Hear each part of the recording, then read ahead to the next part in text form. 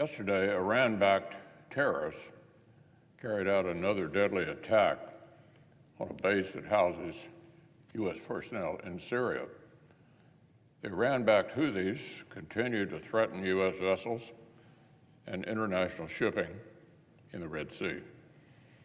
3 days after President Biden directed strikes in response to the killing of 3 U.S. soldiers in Jordan, Iran and its proxies are demonstrating that the calculus, their particular calculus, has not changed. The President said on Friday that our adversaries should know that, quote, if you harm an American, we will respond. Well, by their actions, our adversaries are turning the President's words back around. They're essentially saying, we will attack America at times and places of our choosing. Iran and the expendable terrorists, traces for American blood, are demonstrably undeterred, and they are hardly the only ones.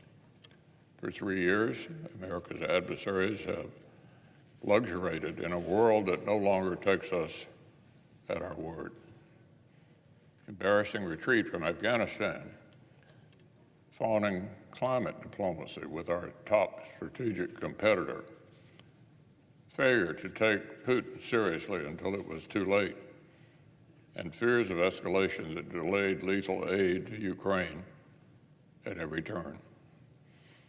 For 3 years, America's foreign policy has been defined by hesitation, half measures, and self-deterrence.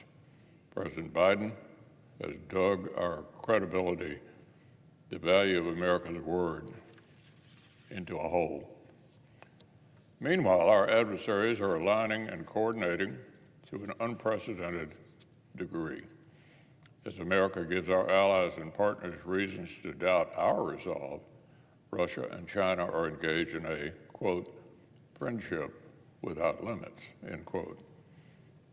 The contrast couldn't be starker, but it doesn't have to be this way. Take it from practitioners who know that better than anyone. For example, just yesterday, National Security Advisor, retired Lieutenant General H.R. McMaster, had this to say: the abandonment of Kyiv would be a gift to Moscow, Tehran, Beijing, and Pyongyang, that axis of aggressors. Allies and partners would lose trust in America as those aggressors are emboldened.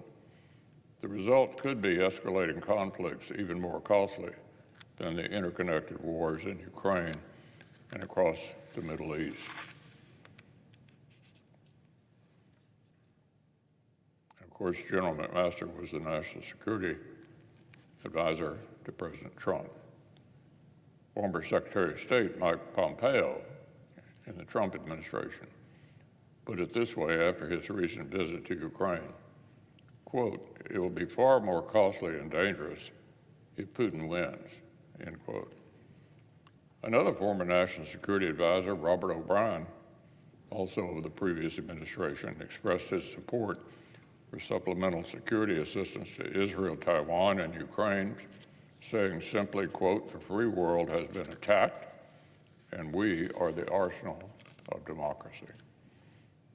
It is in America's direct interest to take growing threats seriously, to invest even more urgently in our capabilities to meet them, and to support our allies and partners on the front lines.